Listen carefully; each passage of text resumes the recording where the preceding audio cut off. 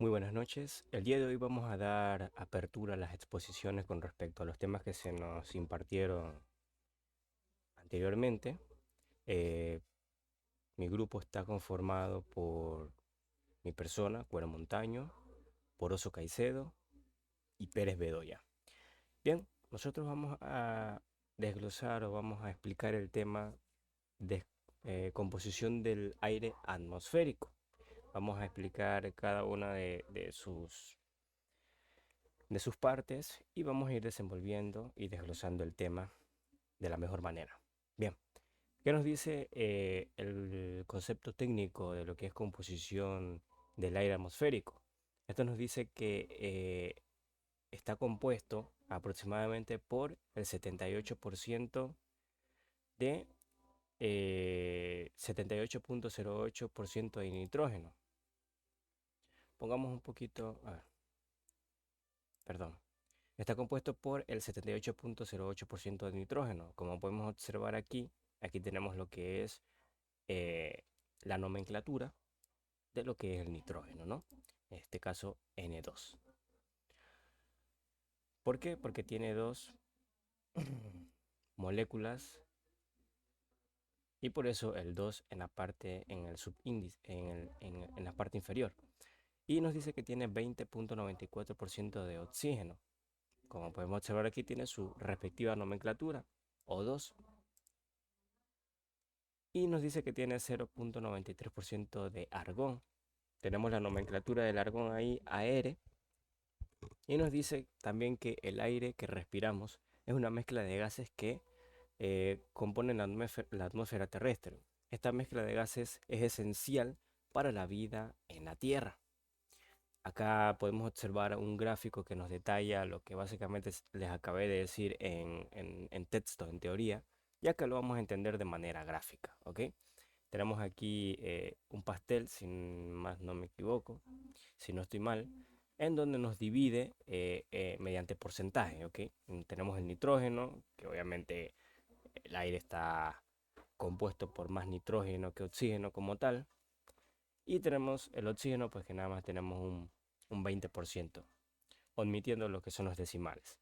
Bien, ahora vamos a hablar acerca de los porcentajes de los principales gases que componen el aire, de esos gases que obviamente son insaboros, incoloros, y obviamente no se pueden visualizar. Esos gases que están precisamente aquí, y vamos a entender un poquito más esto, ¿no? Tenemos aquí una tablita en donde nos va a distribuir, nos va a estructurar gas y porcentaje. Por una parte los gases que componen el aire y su respectivo porcentaje, ¿no? Bien, tenemos el nitrógeno, como lo habíamos visto antes, que tiene un 78%. En este caso admitimos lo que son los decimales.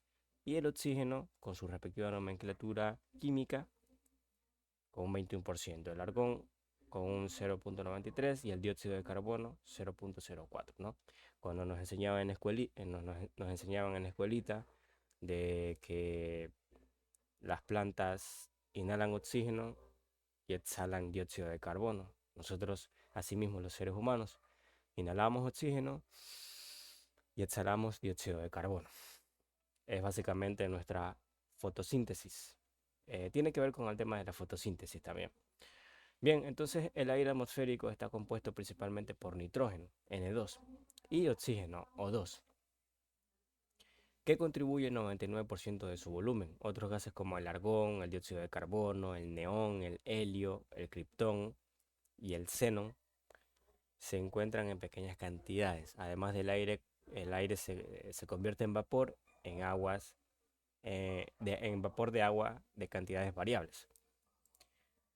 Bien, vamos a hablar un poco acerca de las fuentes de emisión. ¿Cuáles son esas,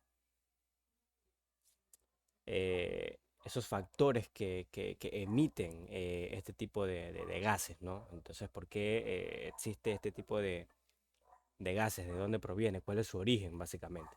Bien, leamos un poco la definición técnica.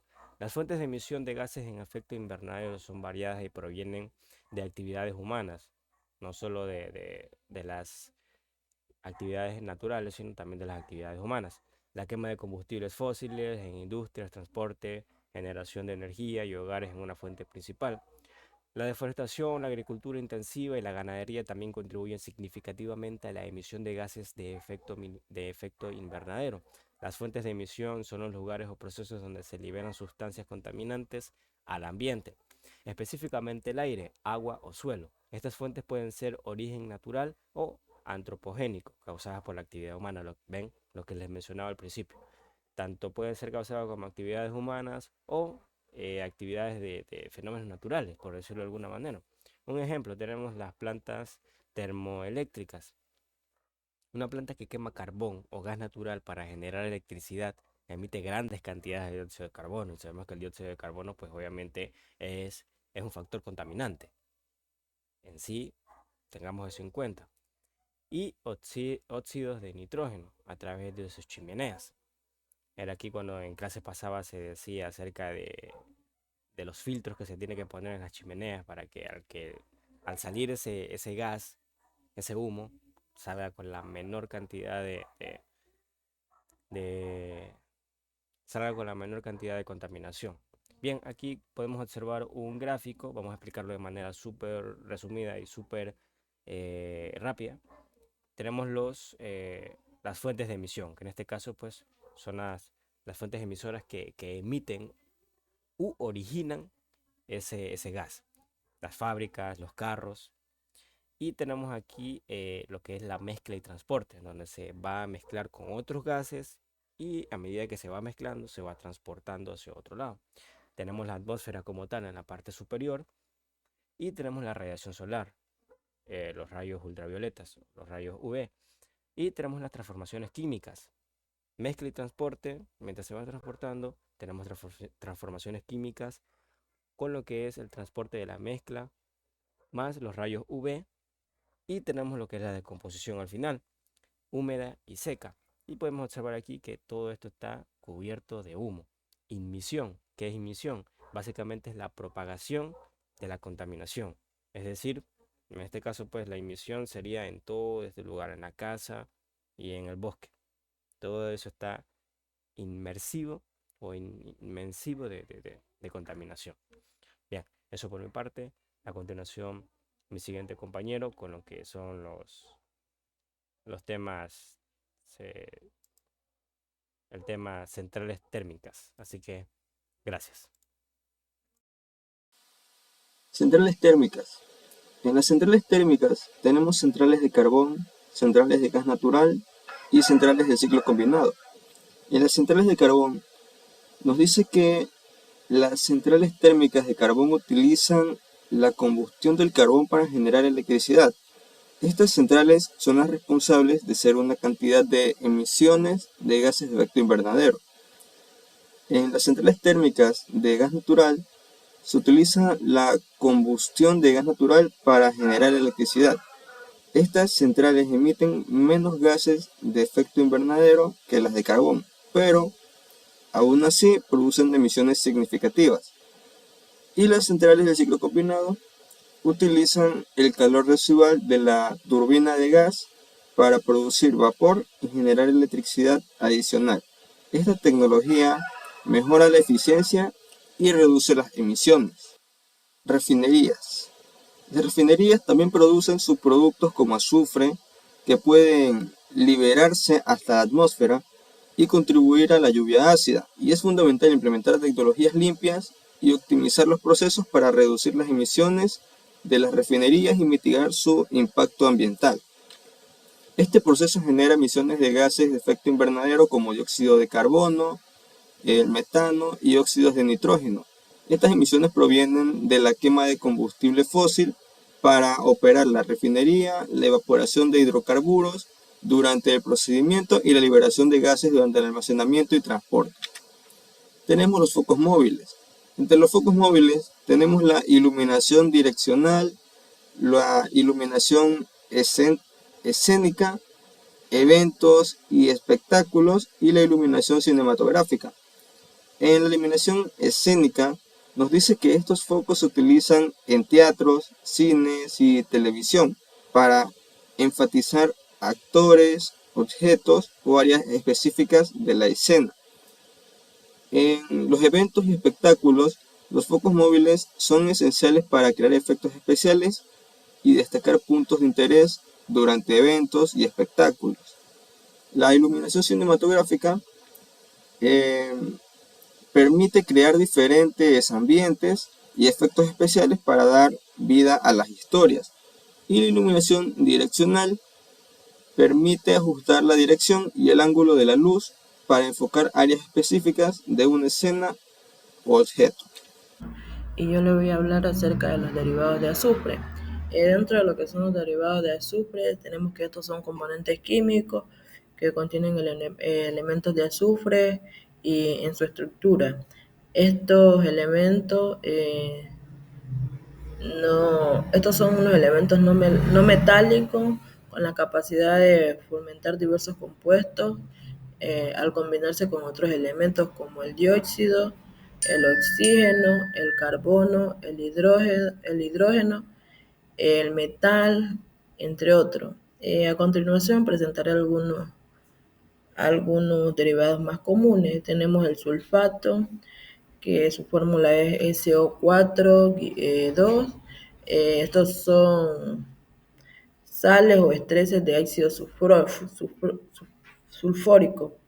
Tenemos lo que son los sulforos, que su fórmula es S2, que son compuestos en los que el azufre se encuentra en forma de anión.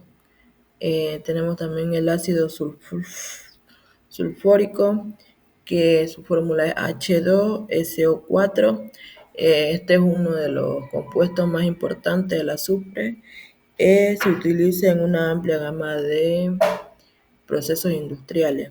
También tenemos el dióxido de azufre, que su fórmula es SO2, que es un gas que resulta de combustión de compuestos que contiene azufre. Estos derivados tienen aplicaciones en diversas industrias como la minería, la agricultura, eh, la producción de papel, la síntesis de química y la farmacología. Sin embargo, algunos también son contaminantes atmosféricos, como el dióxido de azufre, que contribuye a lo que es la lluvia ácida. Dentro de esto también tenemos lo que son los emisores de la refinería, que estos son una importante fuente de dióxido de carbono, de dióxido de azufre, que se liberan durante la combustión de combustibles fósiles y el procesamiento de del petróleo crudo. Tenemos también la industria petroquímica, que esta también genera derivados del azufre, como es el ácido sulfúrico, que su fórmula es H2SO4, el sulfuro de hidrógeno, que su fórmula es H2S, que pueden contribuir a la contaminación atmosférica. También tenemos el proceso de refinación, que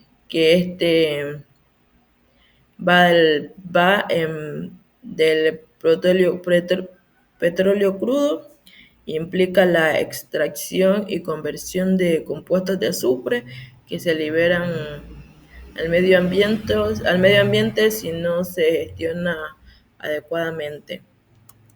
Tenemos lo que es los derivados de carbono. Estos derivados son compuestos que contienen átomos de carbono en su estructura eh, y abarcan una gama de moléculas que forman la base química orgánica. Estos carbonos tienen la capacidad de formar enlaces estables con los átomos de carbono y una amplia variedad de elementos, lo que permite formar compuestos muy diversos. En el contexto de la contaminación atmosférica, los derivados de carbono, como el dióxido de carbono CO2, son gases de efecto invernadero que contribuyen al calentamiento global. Dentro de esto tenemos algunos derivados como es los hidrocarburos, que son compuestos formados exclusivamente por átomos de carbono e hidrógeno, que estos pueden ser hidrocarburos saturados, que solo tienen enlace simple entre átomos de carbono, por ejemplo, el metano, el etano y el propano. También tenemos el alquenos, que estos son hidrocarburos industriales que contienen al menos un doble de enlace carbono. Y también tenemos el ejemplo que son los etanos y los propilinos. También tenemos los alcoholes, que su fórmula es R-OH. Estos son compuestos químicos que contienen un grupo hidroxilo, que su fórmula es -OH, que estos están unidos a átomos de carbono saturado. Por otra parte, también tenemos lo que son los carbohidratos, que estos son moléculas orgánicas que contienen carbono, hidrógeno y oxígeno en una proporción general. Como por ejemplo tenemos la glucosa, que su fórmula es C6H12O6. El ácido grasoso, tenemos que son ácidos carboxílicos de cadena larga que forman parte de los líquidos. Dentro de esto tenemos como ejemplo el ácido oleico, que su fórmula es C18H34O2. También tenemos que dentro de los derivados de carbono, lo que influye también son las actividades humanas, como lo que es la quema de combustibles fósiles, la liberación grande, cuando se liberan grandes cantidades de CO2 a la atmósfera, intensificando el efecto invernadero y provocando lo que son los cambios climáticos. Muchísimas gracias.